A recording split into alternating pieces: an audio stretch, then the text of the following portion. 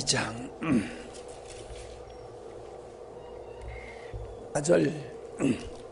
14절부터 봅니다. 들어가 열한 사도와 함께 서서 소리 높여 이르되 유대인들과 예루살렘에 사는 모든 사람들아, 이 일을 너희로 알게 할 것이니 내 말에 귀를 기울이라.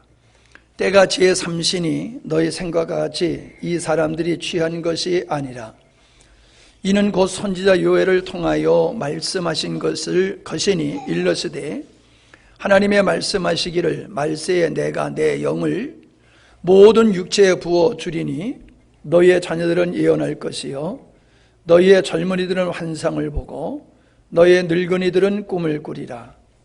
그때에 내가 내 영을 내 남종과 여종들에게 부어 주리니 그들이 예언할 것이요 또 내가 위로 하늘에서는 기사와 아래로 땅에서는 징조를 베풀리니 곧 피와 불과 연기로라.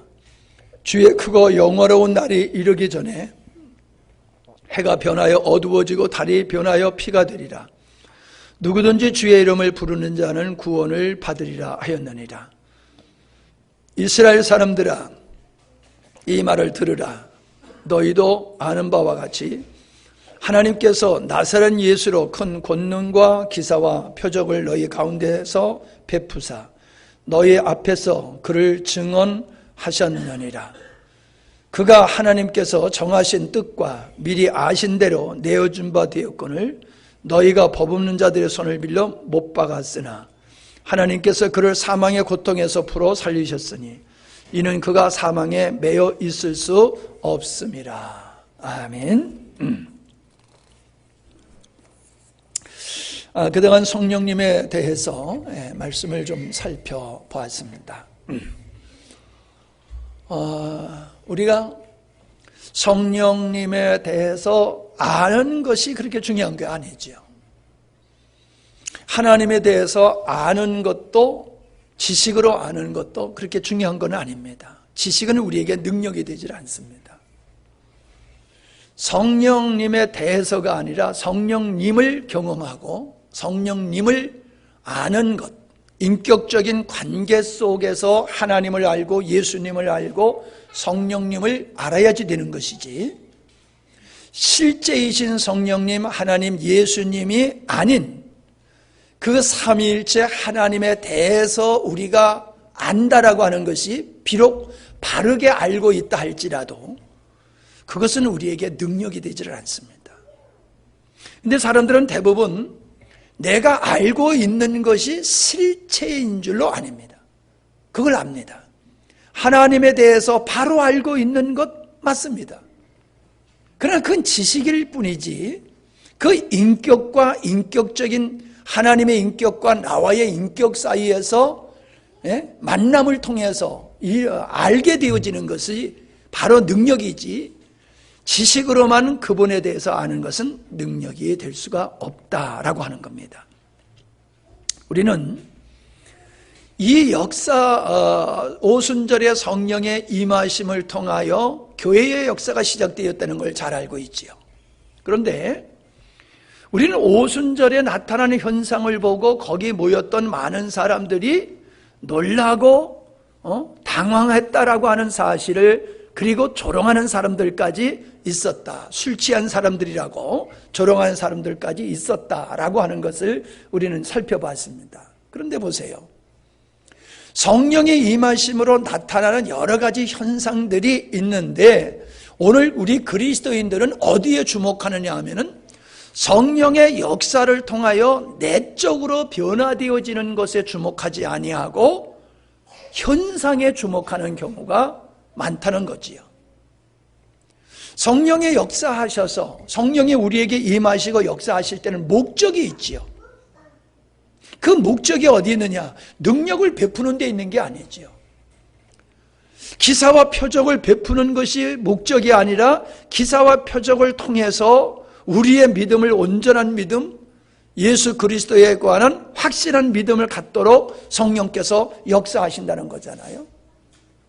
우리는 그 당시에 모였던 120명의 사람들이 성령의 나타나심을 통하여 여러 가지 현상들을 통해서 많은 사람이 놀라기도 했지만은 우리가 여기서 주목해서 볼 수 있는 것은 베드로의 설교 속에서 베드로의 변화된 모습이라는 거지요.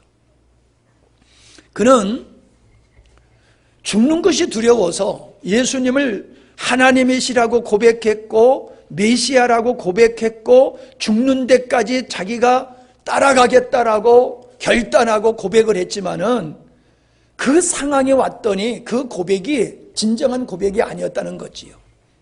그래서 예수님을 모른다고 부인하고 도망가지 않았습니까?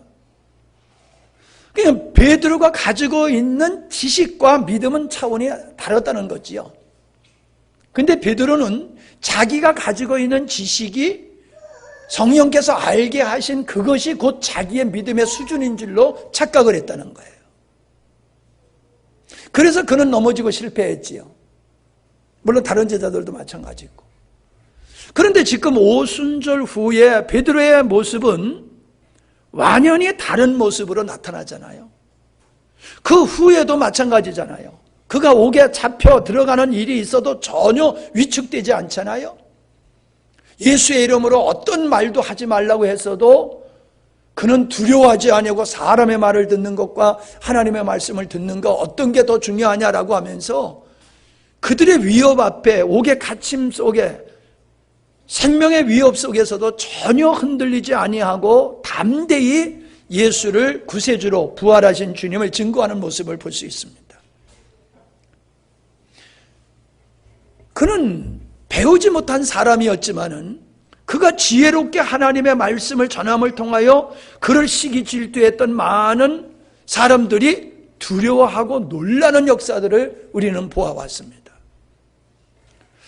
자, 이런 변화의 역사, 불확실했던 사람이 확신에 서고 두려워했던 사람이 강한 담대한 사람이 되고, 이러한 변화의 역사가 바로 성령의 임재하심을 통해서 지식이 아닌 그 하나님의 영에 의해서 이루어졌다는 거예요. 이거는 베드로 한 사람에 국한되는 게 아니라는 거예요. 여기 뒤에도 나옵니다마는 모든 사람에게 모든 육체에 내 영을 모든 육체에 부어주겠다라고 말씀하셨는데 성령의 기름 부음을 받은 사람들은 누구나 베드로와 같은 변화의 역사가 일어나는 것이 맞다는 거예요. 베드로와 같은 변화의 역사가 없다라고 하는 것은 하나님을 지식으로 알고 성령을 지식으로 알고 진리를 지식으로 습득해서 하는 것이지 생명의 관계가 형성이 안 됐다는 거예요.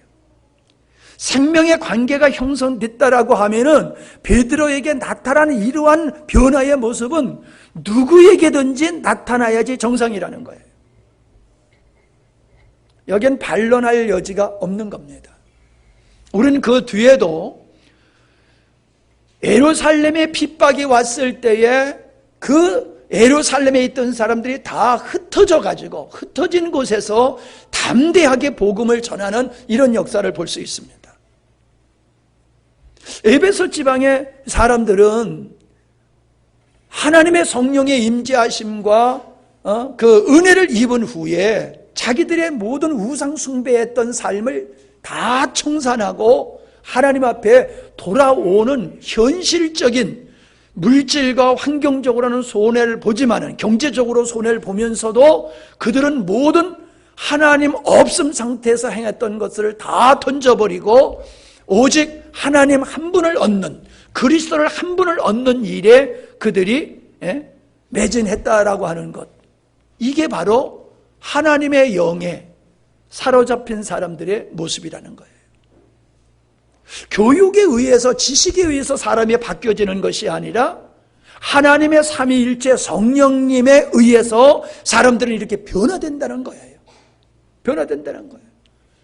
뒤에도 우리가 앞으로 살펴보겠지만은 오순절에 성령에 임하시고 부흥의 불길이 일어났을 때에 사람들이 어떻게 했습니까? 자기 것을 자기 거로 여기지 아니하고 자기 재물을 팔아다가 사도들 앞에 갖다 놓고 사도들이 그것을 가난한 자들에게 다 나눠주게 하는 역사가 일어나지 않았습니까? 여러분, 이게 쉬운 겁니까? 근데 이게 어떻게 이루어졌습니까? 하나님의 영의 임재하니까, 성령에 사로잡히니까 이런 일들이 발생했다는 겁니다. 성령 충만이 뭐냐? 우리가 자꾸 지식적으로 알려고 들 필요가 없어요. 우리는 이미 성경 속에서 성령 충만한 성령님과 인격적인 관계를 가졌던 사람들이 변화되어지고 상상할 수 없는 삶이 그들 속에서 이루어졌다라고 하는 걸 통해서 진정한 성령 충만이 뭐냐라고 하는 것을 우리는 알 수가 있는 것입니다. 믿음의 삶은 교리에 의해서나 자기의 자주적인 어떤 의지에 의해서 이루어질 수 있는 게 아니라는 거죠. 성령에 사로잡힘으로 말미암아 이루어질 수 있다라고 하는 것입니다. 그러므로 우리는 하나님을 지식으로 알아가려고 하는 노력을 해서는 안 돼요. 하나님을 가슴으로 알아가야 돼요. 성령의 임재와 임재에 의한 성령의 계시에 의해서 하나님이 어떠한 분인지, 예수님이 어떠한 분인지를, 십자가가 무엇이며 부활이 무엇인지를 우리가 알아가게 되어지는 이 체험적인 계시에 의한 역사로 우리가 하나님을 알아가야지 되는 것이다 라고 하는 거지요. 우리는 베드로가 성령의 역사하심을 어떻게 이해하고 있느냐라고 하는 것을 우리는 주목해 봐야 됩니다. 사람들은 그것을 놀라고 있었지만은 베드로는 이 역사가 이미 요엘 선지자를 통해서 이루어질 하나님의 경륜에 속한 것이다 라고 하는 것을 베드로는 알게 되었다는 거예요. 그냥 이 역사가 일어나는 게 아니라 이 역사는 요엘 선지자와 에레미야와 이사야와 에스겔과 이런 선지자들에 의해서 하나님의 당신의 영을 마지막 때에 모든 사람들에게, 모든 이방인과 유대인 모든 사람들에게 부어주시려고 하는 계획을 세우셨는데 그 계획이 오늘 이 자리에서 이루어졌다라고 하는 것을 이해하고 있다는 거지요. 그러니까 뭐예요? 오늘 우리들의 삶 속에서 이루어지는 현상들을 우리가 현상에 매여서는 안 된다는 거지요. 그 현상이 하나님의 경륜 속에서 어떻게 그것이 이루어지고 있는가? 하나님의 경륜 속에 어떤 위치에 있는가? 지금 이 역사가 하나님께서 하나님의 경륜이라고 하는 섭리 속에서 이 역사를 왜 하고 계시고 어떻게 하고 계시는가? 오늘 우리들의 삶 속에서 이루어지는 주님이 행하시는 모든 일을 단회적인 개인적인 사건으로 보는 것이 아니라 하나님의 경륜이라고 하는 측면에서 이해를 해야지 바르게 이해를 할 수가 있는 것이다. 오해를 하지 않게 된다는 것이지요. 베드로가 요엘 선지자가 예언했던 말씀을 알고 있었습니다. 이 요엘 선지자의 말씀을 통해서 사람들에게 설명을 했을 때 사람들은 다 이해를 했다는 겁니다. 그럼 뭘 의미하는 거예요? 요엘 선지자가 선포했던 이 말세의 내용을 부어주겠다고 하는 이 새 언약에 대한 말씀은 보편적인 것이었다는 거예요. 몇몇 사람은 알 수 있는 것이 아니라 모든 그 당시의 유대인들은 요엘 선지자가 말씀하고 있었던 이 새 언약에 대한 말씀을 그들은 다 알고 있었다는 거예요. 그렇기 때문에 이해를 했고 반문하지 않았다는 거죠. 근데 그것은 지식으로 알고 있었던 것이지 영적으로 그걸 알고 있었던 건 아니잖아요. 동방 박사들이 벼를 따라와가지고 유대인의 왕이 어디서 나시겠느냐라고 와서 왕에게 물었을 때 헤롯 왕은 성경학자들에게 물어보잖아요. 유대인의 왕 메시아가 난다라고 하는 것이 어디냐라고 물어보니까 그들이 즉시 대답하잖아요. 유대 땅 베들레헴입니다. 그들은 메시아가 유대 땅에 탄생할 걸 알고 있었어요. 그러나 그걸 기다렸습니까? 기다리지 않았어요. 그들은 예수가 온 것을 그들이 알아챘습니까? 알아채지도 못했어요. 이걸 통해서 우리는 성경을 지식으로 아는 것과 그 알고 있는 것이 내 믿음이 됐느냐라고 하는 것은 별개의 사건이라는 거예요. 근데 오늘날 많은 사람들은 내가 성경을 알고 있고 믿는다고 고백하는 것이 자기 수준인 줄로 착각을 하고 있더라라고 하는 것입니다. 베드로가 성령의 임재를 통해서 그가 사람들에게, 사도들의 대표적인 입지에 있는 이 베드로가 성령의 역사하심, 하나님의 역사하심을 많은 사람들한테 이해를 시키는 설교를 하고 있음을 보게 됩니다. 이 베드로의 설교는 성령에 의해서 행하여지는 설교임을 우리가 볼 수 있잖아요. 오늘 우리들은 우리의 사역이 우리의 의지와 우리의 노력과 우리의 재능에 의해서, 열정에 의해서 되는 것이 아니라 하나님의 성령에 사로잡힌 바 되어서 그분의 어떠함이 우리를 통하여서 나타나는, 실현되어지는 역사로 나가야 되는 것이다. 그러므로 성령의 임재하심과 복음의 선포는 뗄래야 뗄 수 없는 연관성을 가지고 있다는 거예요. 바꿔 얘기하면은 성령 받은 사람은 어떤 일을 하게 되느냐 하면은 설교자가 된다는 거예요. 진리를 선포하는 사람, 진리를 가르치는 사람이 된다는 거예요. 성령이 그를 붙들고 그 일을 행하신다는 거예요. 오늘 우리는 말씀을 듣는 데는 아주 익숙해요. 그러나 그 말씀을 따라 살고 말씀을 다른 사람한테 전파하고 가르치고 양육하는 일에 있어서는 매우 약합니다. 왜 그래요? 우리는 성령에 의해서 아는 것이 아니라 지식, 습득된 지식으로 그걸, 진리를 가지고 있기 때문에 내 삶에 능력이 되지도 못하고 다른 사람을 가르치지도 못하는 그런 것이 되는 거죠. 우리는 성령의 임재가 초대교회의 시작에서 어떤 모습으로 나타나느냐라고 하는 것들을 우리가 주의 있게 살펴봐야 될 줄로 압니다. 자, 사람들은 술 취한 사람이라고 그랬어요. 그러나 베드로는 이 사람들아 지금 몇 시야? 한국 시간으로 말하면 9시예요. 아침 9시. 아니 9시에 무슨 술을 취해요? 일 막 시작하는 때인데. 저녁 9시면 모르지만. 그러니까 이거는 상황적으로 많은 한두 사람도 아닌 이 120명의 사람들이 이런 동일한 현상은 술 취하여서 발생되는 현상이 아니다라고 하는 것을 상황을 통해서 반론을 하면서 이 역사는 요엘 선지자를 통해서 하나님이 예언하셨던 계획이 오늘 우리 눈앞에서 실현된 것이다 라고 고백을 하고 있지 않습니까? 자, 개인적으로 보면 여러분의 삶 속에서 하나님의 의도하신 일이 내 삶 속에서 이루어지고 있는 것을 우리는 묵도하면서 살아야 됩니다. 베드로는 자기 앞에서 일어나는 이 현상, 자기에게 일어나는 이 현상이 하나님의 계획하심이, 그 의도하심이 지금 내 눈앞에서 나에게서 실현되고 있다는 것을 알고 있었어요. 오늘 우리들은 이것이 있어야 돼요.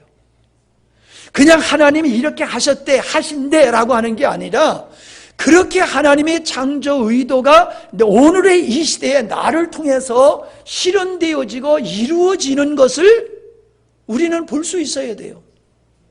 그게 그리스도인이에요. 예수를 믿는데 그를 통하여서 하나님의 창조의 의도가 실현되어지는 역사가 없다라고 하면 그 사람은 하나님과 상관없는 삶을 살고 있는 거지요. 분명코 하나님과 상관 있는 하나님의 구원사적인 창조의 의도의 관점에서 살아가고 있다고 하면은 그는 분명히 그에게서 하나님이 그를 통하여 하나님의 뜻을 이루어 가시는, 하나님의 섭리를 이루어 가시는 이것들을 자기가 날마다 보면서 살아야 된다는 거예요. 이게 참다운 능력 있는 그리스도인이지, 그냥 예수님을 믿는다라고 하는 것 가지고 우리가 내가 예수 잘 믿고 있다라고 생각하면 착각이지요. 내 안에서 하나님의 뜻이 어떻게 이루어지고 있는가? 작년에는, 올해는 어떻게 하나님의 역사가 달리 역사가 일어날 것이며 내년에는 어떤 하나님의 역사가 내 삶 속에서 의도하시고 계획하셨던 그 역사가 내 인생 속에서 어떻게 이루어질 것인가. 이것을 우리는 기대해야 되고 우리는 그것을 하나님 앞에서 목도하며 기뻐하며 감사해야 될 줄 믿습니다. 여러분, 우리가 하나님을 사랑하고자 하는데 하나님을 사랑하려고 마음을 먹어서 사랑이 됩니까? 내가 하나님의 사랑, 하나님의 일하심을 경험해야지 되는 거예요. 귀뚫은 종에 대한 얘기가 나오잖아요. 귀뚫은 종은 왜 주인에게 자유를 포기하고 주인을 위해서 평생 종으로 살겠다고 고백을 합니까? 그것은 주인의 사랑을 내가 이미 받았기 때문에 주인을 위해서 평생 종으로 살겠다는 거거든요. 이게 뭐예요? 성령 받은 사람은 성령에 의해서 하나님이 우리를 얼마나 사랑하는 위대한 분이시며 우리가 그분을 위해서 평생, 아니 영원토록 그분을 경배하고 찬양하며 산다 할지라도 조금도 우리가 거기에 대해서 손해본다라고 하는 이러한 느낌이 들지 않게 되는 거예요. 내가 영원토록 하나님을 찬양하기에 합당한 그런 분으로 내가 그분이 나에게 다가와야지 내가 스스로 그분을 찬양하고 경배할 수가 있는 거지요. 그분의 영광을 위해서. 왜? 그분이 나한테 베푼 사랑을 생각해 보면은 내가 영원토록 그분을 찬양 경배한다 할지라도 이게 부족하다는 거예요. 부족하다는 거예요. 이러한 모습이 어떻게 나타납니까? 하나님의 사랑을 깨달아야지 되는 거거든요. 근데 그 하나님의 사랑을 어떻게 깨달아요? 받아도 못 깨닫는 거예요. 안 받아서, 사랑을 못 받아서 못 깨닫는 게 아니라 받아도 못 깨달을 수 있어요. 왜? 내가 원하는 식으로 사랑받으려고 하면은 나를 사랑하는 사랑이 사랑으로 안 보여요. 하나님의 방법으로 나를 사랑하는 것을 바라볼 때에 하나님의 사랑이 이렇게 위대하구나 라고 하는 걸 알게 되는 거지요. 그리고 성령께서 우리의 눈을 열어주셔서 내가 받은 사랑이 평생 갚아도 갚을 수 없는 위대한 사랑임을 성령께서 우리에게 깨닫게 하시면은 귀뚫은 종과 같이 하나님의 영광을 위해서 사는 것이 너무나 당연하고 힘들지 아니하고 기쁨과 즐거움으로 자원함으로 행할 수가 있게 되는 것이다 라고 하는 겁니다. 자, 우리는 요엘 선지자를 통해서 하나님의 의도가 여기서 드러나는 것을 보게 되잖아요. 첫째가 뭡니까? 하나님의 영을 우리에게 부어주신다는 거예요. 여러분, 예수 믿는 사람은 그리스도의 영이 없으면 그리스도인이 아니라고 그랬어요. 예수 믿는 사람은 그리스도의 영을 소유한 자예요. 그리고 그리스도의 영에 의해서 살아가는 사람이에요. 그게 정상적인 그리스도인이에요. 교회 다닌다고 해서, 목사라고 해서 그리스도인이 아닐 수가 있어요. 평생 교회에 한 번도 못 나왔다 할지라도 그리스도인으로 아버지 앞에 갈 수 있어요. 누가? 그리스도의 영을 소유한 사람은 교회 평생 한 번도 안 나와도 죽기 전에 예수님을 영접하고 그 안에 그리스도의 영이 임하면은 그 사람은 구원의 백성이 될 수가 있는 거예요. 그리고 마지막에 여기 고백과 같이 주 예수의 이름을 부르면서 구원의 반열에 들어갈 수가 있는 거예요. 그러나 하나님에 대해서 그렇게 빠삭하게 알고 하나님에 대해서 수없이 설교를 했다 할지라도 그에게 그리스도의 영이 없을 수 있다는 거예요. 그게 가능하냐? 가능해요. 왜? 이미 적그리스도가 그러한 인물임을 우리는 알고 있잖아요. 적그리스도는 바로 그리스도인이라고 하는 사람들 중에서 나오는 거예요. 근데 그는 그리스도인이라고 하고 다른 사람들에게 영적 지도자라고 하는 역할을 하면서도 사실은 그에게는 그리스도가 없고 마귀의 영에 의해서 하나님을 대적하는 자가 된다는 거지요. 우리는 대표적인 사람이 유다라고 하는 것을 알 수 있잖아요. 우리는 교회만 다니면은 그리스도의 영을 가진 사람이요 구원받은 하나님의 백성이라고 우리는 믿고 믿어주고 있는데 착각이라는 거예요. 내가 정말로 그리스도의 영이 있는 사람이라고 하면은 나는 환경에 이끌리지 아니하고 사람과 감정에 이끌리지 아니하고 내 안에 그리스도의 영에 이끌려야 되는 거예요. 그래서 성령 충만한 사람은 어떤 사람이냐? 내 감정이 아닌 성령의 감정, 성령 충만함의 지배를 받는 상태가 정상적인 그리스도인의 모습이고 성령 충만한 자의 모습이에요. 정상적인 그리스도인은 그 안에 계신 하나님의 영의 붙들림을 받고 그분의 도구로 쓰임을 받는 존재, 그분의 그릇과 같은 존재로서의 삶이 정상적인 구원받은 하나님의 백성이다라고 하는 겁니다. 내가 구원받았다고 하고 성령에 대해서 알고 하나님에 대해서 알아도 그냥 내 생각과 내 마음과 내 감정과 내 목적을 따라서 내가 좋은 대로 내 논리대로 살아간다라고 하면은 이건 정상적인 그리스도인이 아니에요. 혹 구원받았을지 몰라도 그건 정상적인 그리스도인이 아니죠. 그런 삶 속에서는 하나님의 영광을 볼 수가 없는 거예요.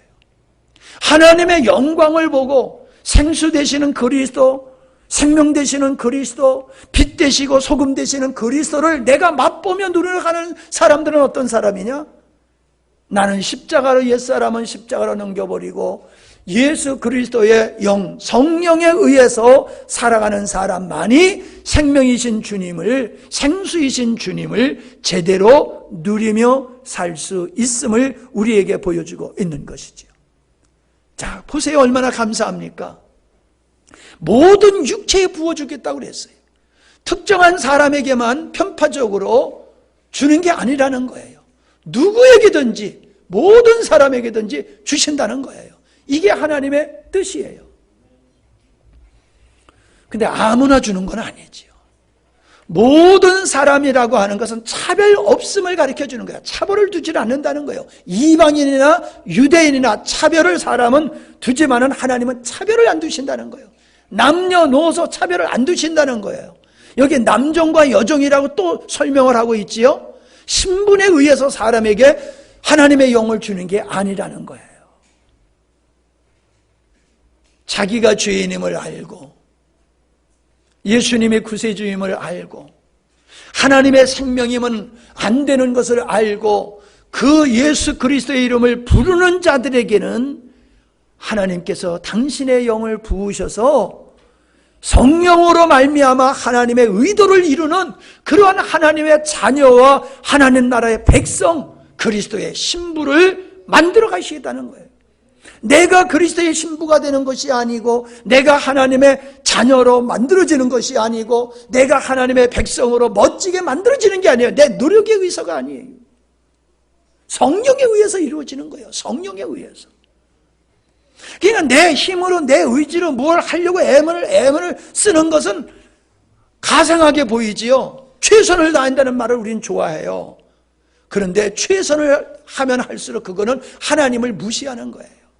하나님의 방법과 하나님의 일하심을 우리가 무시하는 거예요. 최선을 바라는 게 아니라 절대적인 포기예요. 나는 할 수 없어요. 주님만이 하실 수 있습니다 하고 그분을 신뢰하고 그분에게 맡기는 것이 믿음이고 하나님이 원하는 모습이지, 우리 스스로가 할 수 있는 양 그렇게 열심을 내고 최선을 다하는 것은 아니다. 하나님이 원하시는 것이 아니다라고 하는 것을 우리가 볼 수가 있지요. 그러니까 차별이 없다. 이것은 하나님 앞에서 겸손한 자들에겐 누구에게나 하나님의 은혜를 주시는 것이다 라고 하는 거지요. 또한 이런 차별이 아니라고 하실 수 있어요. 이 구별이라고 하는 것이 될 수 있는 게 뭐냐 하면은 하나님은 구하지도 않는 자에게 주시는 게 아니라는 거예요. 우리는 고린도전서 12장에 가서 보면은 은사에 대한 말씀이 쭉 나오는데 거기서 보면은 하나님의 뜻대로, 성령의 뜻대로 우리에게 은사를 주신다고 그랬어요. 자, 오순절에 성령을 보내주시는 것은 하나님의 뜻이에요. 하나님의 뜻이에요.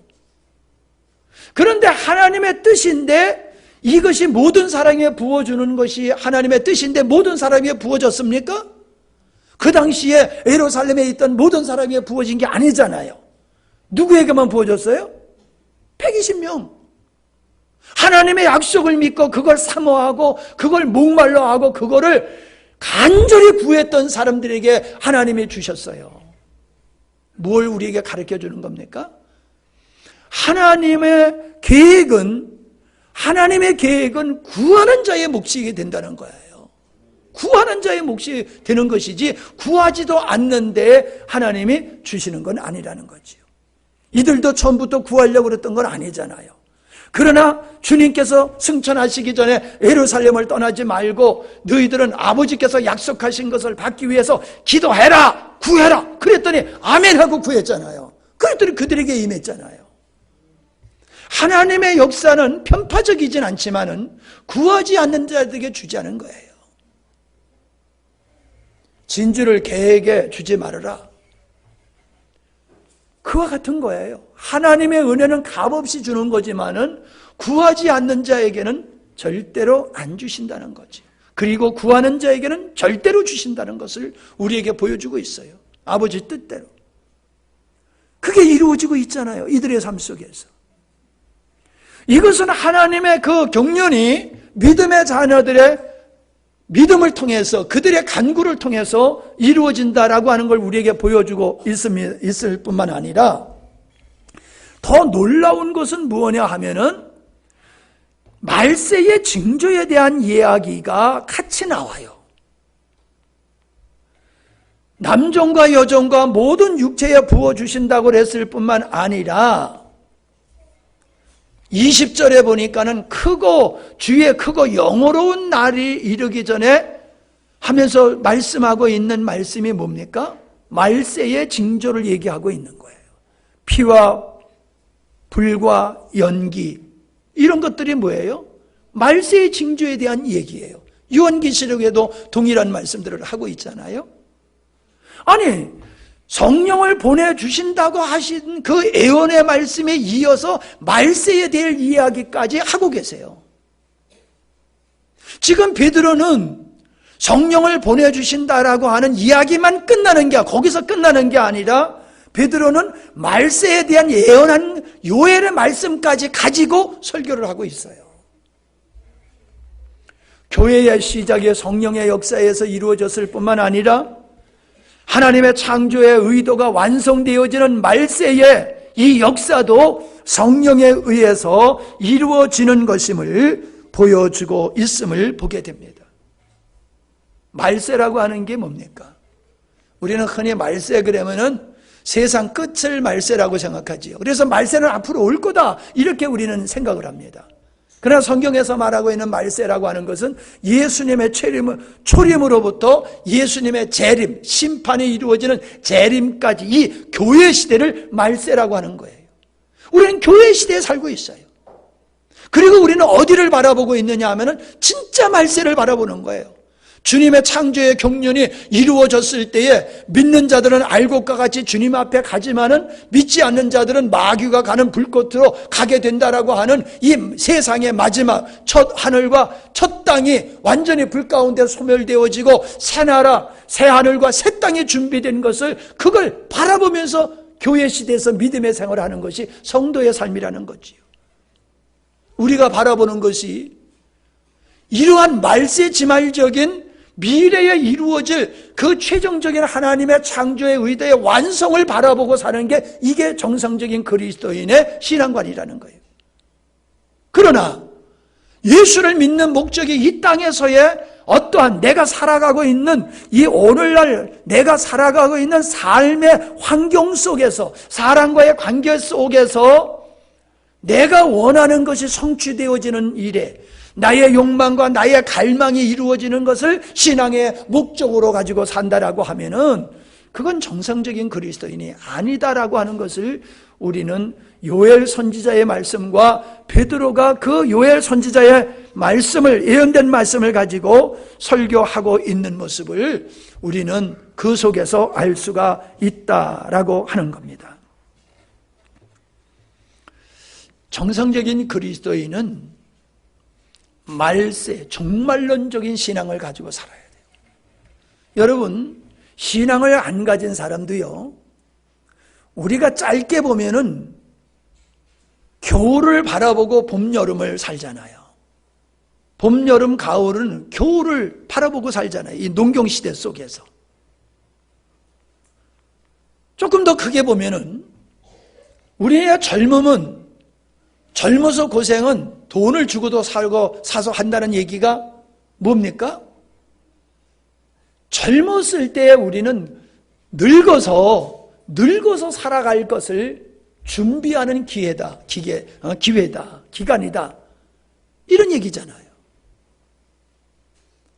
그러니까 오늘 우리 그리스도인은 더 크게 본다라고 하면 세상 사람은 그렇게 살아도 우리 그리스도인은 이 땅에서의 우리의 인생, 태어나면서 죽을 때까지 이 땅에서의 인생은 저 하나님의 나라를 바라보면서 사는 것이 정상적인 그리스도인의 삶이라는 거예요. 그런데 죽어서도 천국 가고 살아서도 이 땅에서 내가 원하는 삶을 산다? 말도 안 되는 거예요. 여러분, 내가 이 땅에서 원하는 삶은 나에게 있을 수가 없어요. 내가 원하는 삶이 나를 위한 것이라고 하면 이건 정상적인 삶이 아니지요. 내가 원하는 삶은 종말론적인 삶이에요. 종말론적인 삶이 뭐예요? 하나님의 창조의 의도가 완성되는 걸 바라보면서 사는 거거든요. 그러니까는 성령의 임하심이 하나님의 경륜 속에 이루어진 것과 같이 내 삶이 하나님의 창조의 의도를 이루는 그 여정 속에 나의 삶이 있다. 그래서 내가 이 땅에 태어나고 살고 죽는 것이 어디 있느냐? 하나님의 창조의 의도를 이루는 것이 내 인생의 목표다. 이것이 하나님을 아는 사람, 하나님을 진정 아는 사람은 그렇게 살게 되어 있고 그렇게 사는 것이 억울하지 아니하고 손해보는 거로 여기지를 않는다는 거지요. 하나님을 아는 사람은 이 세상의 전부가 아니라는 걸 알아요. 하나님을 아는 사람은 인간의, 옛사람의 인간이 추구하는 것들이 하나님이 바라시는 거하고는 반하는 것들이라고 하는 것을 알아요. 그렇기 때문에 인생의 목적을 자기에 두지 않습니다. 자기 욕망을 실현하는 것을 그걸 비전이라고 하면서 그렇게 살고 하나님 앞에 그걸 구하지 않습니다. 먹든지 마시든지 살든지 죽든지 그건 중요한 게 아니다. 내 삶 속에서 나를 이 땅에 보내신 아버지의 목적이 이루어지는 것이 이게 나의 관심사다. 나의 인생의 성공과 실패는 내가 원하고 사람들이 원하는 그런 위치와 어떤 사역을 하는 것에 있지 아니하고 나를 이 땅에 보내신 그 목적을 완성하고 예수님이 다 이루었다라고 하신 것과 같이 그것을 이루고 가는 것이 정상적인 그리스도인이다라는 믿음을 가지고 살아가는 것이 중요한 줄로 믿습니다. 이런 자리로 우리는 힘써 나가야 돼요. 이런 자리로. 자, 여기서 보면은 젊은이들은 자녀들은 예언할 것이요 젊은이들은 환상을 보고 너희 늙은이들은 꿈을 꾸리라. 자, 자꾸 우리는 여기서 예언이 뭐냐, 환상이 뭐냐, 꿈이 뭐냐 자꾸 여기에 집중을 해요, 사람들이. 물론 그거에 대해서 관심을 갖는 게 잘못됐다고 볼 수는 없어요. 그러나 중요한 것이 뭐냐 하면은 자녀들, 젊은이들, 늙은이들, 그러니까 모든 사람을 다 남녀노소를 일컬어서 말씀하는 거잖아요. 남종과 여종, 이건 노예를 얘기하는 거예요. 그러니까 모든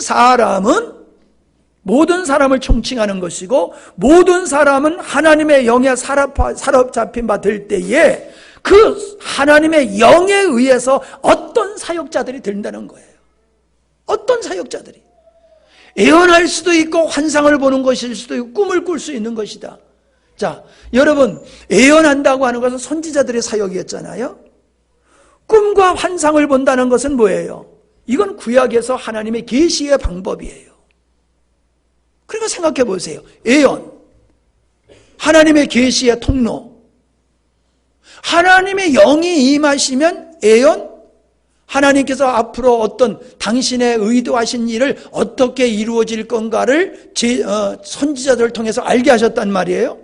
그리고 꿈과 환상으로 그걸 알게 하셨단 말이에요. 이게 뭐예요? 성령 받은 자들은 하나님께서 어떠한 창조의 의도를 가지고 어떻게 당신의 일을 이루어 가실 것을 안다고 저는 그렇게 보는 거예요. 하나님의 영에 사로잡힌 사람들은 하나님이 어떤 의도를 가지고 일하고 계시는지를 알게 되는 것이다. 그러니까 성령을 받으면 하나님을 알게 되고 하나님의 성품을 알게 되고 하나님의 창조의 의도를 알게 돼요. 왜 성령을 나에게 보내주셨는지, 왜 나를 구원하셨는지 하나님의 관점에서 그게 열려지는 거예요. 아멘. 이걸 은사적으로만 자꾸 생각하지 말자는 거예요. 그래서 이걸 붙들고 야 젊은이들은 예언할 것이다 그러니까 야 나 젊다 그러니까 부르짖어가지고 예언의 은사를 받자 해가지고 은사 하면서 그냥 은사 달라고 막 부르짖고 늙은이니까 난 이제 늙었어. 응? 그러니까 예언 다 지나갔어.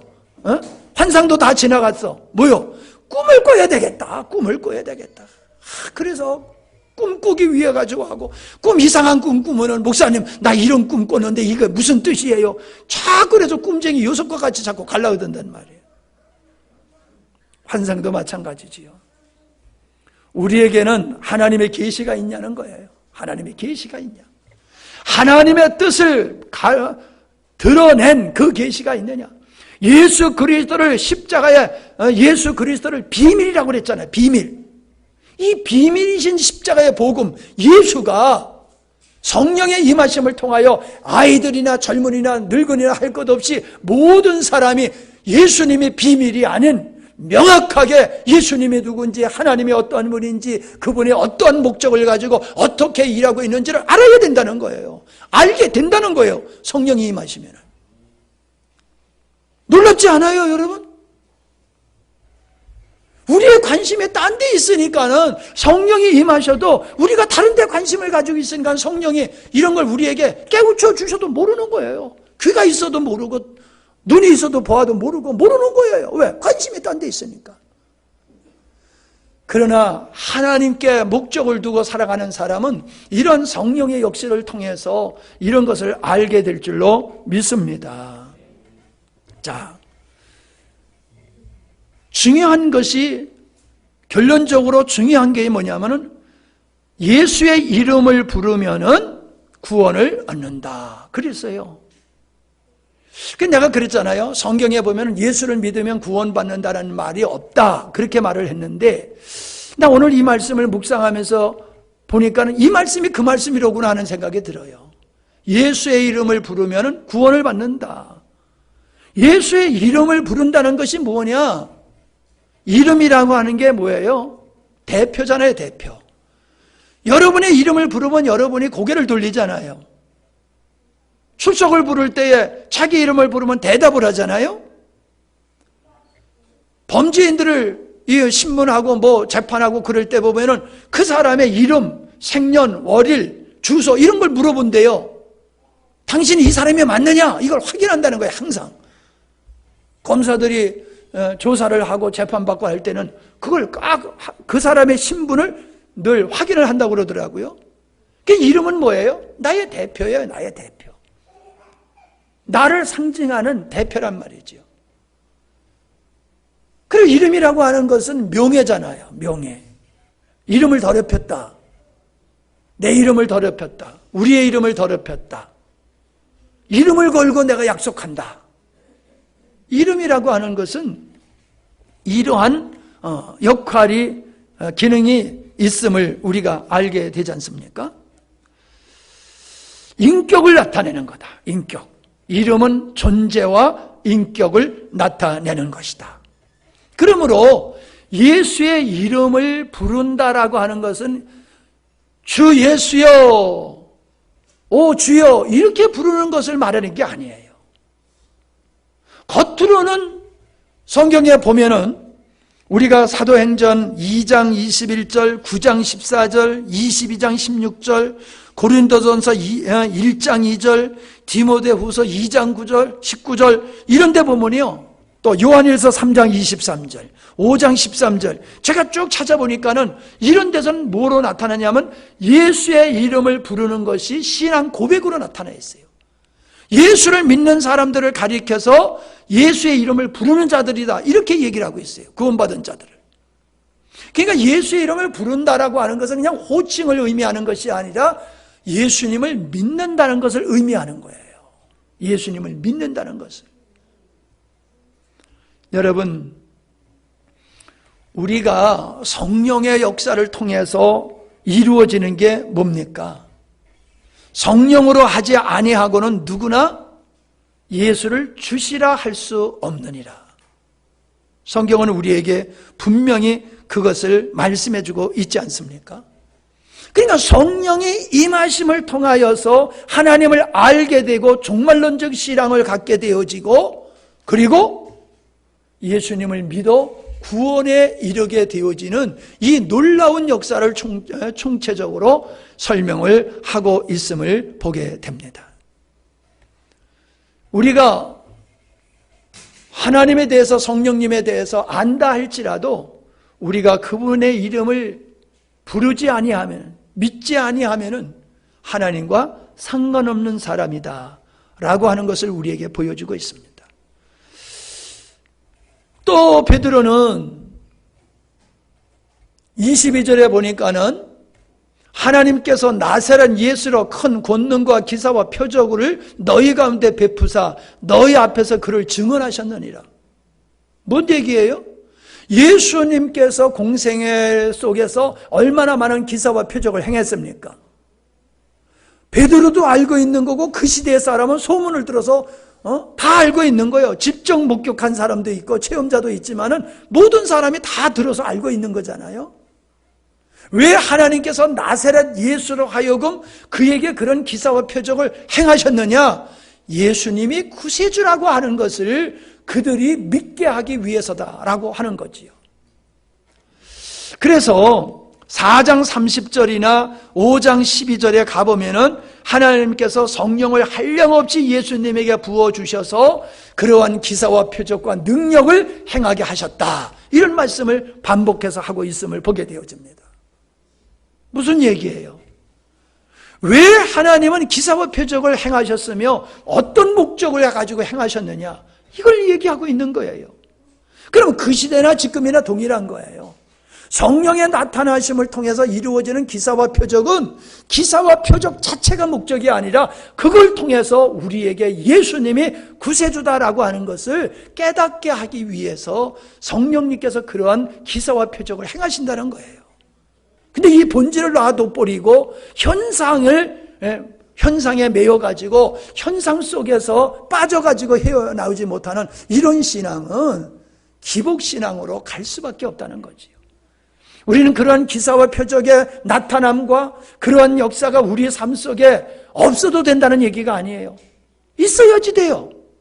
그래, 거기 묶이면 안 된다는 거예요. 거기에 머물러 있으면 안 된다는 거지요. 우리는 은사라고 하는 것은 복음 전파를 위한 수단일 뿐이고 그 자체의 의미를 두어서는 안 되는 것이다. 예. 우리는 은사를 통해서 성령의 기사와 표적과 능력을 통해서 예수 그리스도와 사도들이 전하는 진리가 참다운 진리라고 하는 것을 사람들에게 믿게 하기 위해서 하나님은 그런 역사를 이루셨던 것과 같이 지금도 동일하다는 거예요. 지금도 하나님께서는 이런 기사와 표적과 능력을 행하시는 이유는 거기 있다는 거예요. 근데 우리가 기도 사역을 하면서 경험하는 게 그거예요. 지금도 대부분의 사람들은 그 현상, 성령의 나타나심을 통해서 자기들이 가지고 있는 문제를 해결하는 데에 급급하고 거기 머물러 있지, 그걸 통해서 내적으로 변화되어지고 인생의 목적이 변화되어지고 성령의 역사로 속사람이 바뀌어지고 이런 사람도 보기 힘들고 그걸 사모하지도 않더라라고 하는 것이 제가 보는 견해예요. 그때나 지금이나 사람들은 성령에 나타나는 현상에 급급하여 있더라라고 하는 것을 보게 되어집니다. 자, 오늘은 베드로의 설교 중에서 요엘 선지자를 통해서 요엘 선지자가 예언하신 말씀을 가지고 베드로가 설교한 그 내용이 무엇을 우리에게 보여주고 있느냐라고 하는 것을 여러분과 나눴습니다. 자, 한번 정리해 봅시다. 여러분은 주의 영이 모든 육체에 부어준다고 그랬는데 내게 주의 영이 부은 바가 되었는가? 그래서 내가 주님에 대해서 알고 있는 것과 신앙 고백이 습득된 지식에 의해서가 아니라, 학습된 지식에 의해서가 아니라 내게 부음바 되어지는 성령에 의해서 이루어지는 것인가? 그리고 나의 오늘의 삶이 내 의지와 내 목적을 따라 살아가는 것이 아니라 내 안에 성령께서 나의 주인이 되셔서 나를 이끌어 가시는 대로 내가 순종하며 살아가는 삶을 살고 있는 것인가? 종말론적 신앙생활을 내가 하고 있는 것인가? 이런 것들을 여러분이 깊이 생각해 보시는 그런 밤이 되기를 바랍니다. 우리는 예수님을 믿는 자리에만 있는 게 그리스도인이 아니에요. 예수님을 믿는 자리에서 예수님으로 사는 자리로 나가야 됩니다. 예수님을 믿어서 구원받는다라고 하면은 예수님으로 사는 것을 통해서 생명이신 그리스도가 우리의 삶 속에 실체가 되어지는, 그래서 세상을 이기고 목마름이 없는 이러한 하나님 나라의 삶을 이 땅에서부터 살아가기를 원하시는 아버지의 목적이 우리들의 삶 속에서 실현되어지기를 바랍니다. 그걸 보고 사람들이 놀라야 돼요. 오순절에 성령이 임하심을 보고 사람들이 놀랬던 것 같이 세상 사람들이 예수 믿고 성령 충만함을 받은 후에 나의 변화된 이런 모습들을 보고 사람들이 놀라야지 돼요. 가족이 놀래고 친구들이 놀래고 이웃들이 놀래고 동료들이 놀라고, 야, 저 사람 어떻게 저렇게 변화됐어? 어떻게 저 사람 저렇게 새로운 사람이 됐어? 우리하고는 다른 사람이네? 저 사람은 세상 사람이 아니야. 저 사람은 하늘에 속한 사람이야. 중국의 십자가 거기 보면은 나오잖아요. 하늘에 속한 사람이라. 그 책을 한번 읽어보세요. 하늘에 속한 사람 산 삶이 어떤 삶이었는가를. 전혀 그 사람은 세상에 소망을 두지 아니하고 자기에게 근거를 두지 않고 살았을 때에 하나님께서 놀랍도록 그와 동행했던 그런 생생한 간증이 거기 있어요. 하늘에 속한 사람. 그 책을 한번 사서 여러분 꼭 읽어보시기 바랍니다. 기도합니다.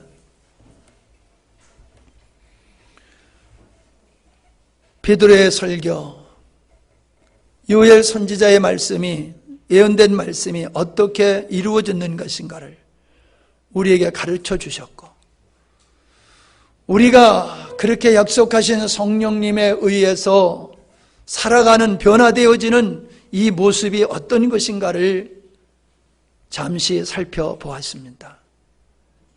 열매를 통해서 나무를 알 수 있다고 하는 것과 같이 오늘 내 마음속에 어떠한 성령님의 열매가 맺어지는가를 통해서 나의 영적인 수준이 어떤 것인가를 우리는 가늠할 수 있게 됨을 압니다. 종교적이고 지식에 머무는 이런 믿음의 생활을 우리가 만족하지 않게 하여 주시고, 행여나 그런 자리에 있는 우리가 있다라고 하면은 우리는 그것에서 벗어나서 우리에게 부어주시는 성령님에 의해서 살아가는 아름다운 인생들이 되게 하여 주시옵소서. 피곤한 육체를 이끌고 이 한밤에 모여서 하나님을 찬양하며 말씀을 들으며 또 마음속에 새롭게 다짐하는 사랑하는 주의 자녀들 위해 주의 영이 충만하여 주시옵소서. 그래서 나의 삶이 아니라 바울이 고백한 대로 내 안에 그리스도가 산다라고 하는 이러한 고백들이 넘치도록 축복하여 주시옵소서. 예수님의 이름으로 기도하옵나이다. 아멘.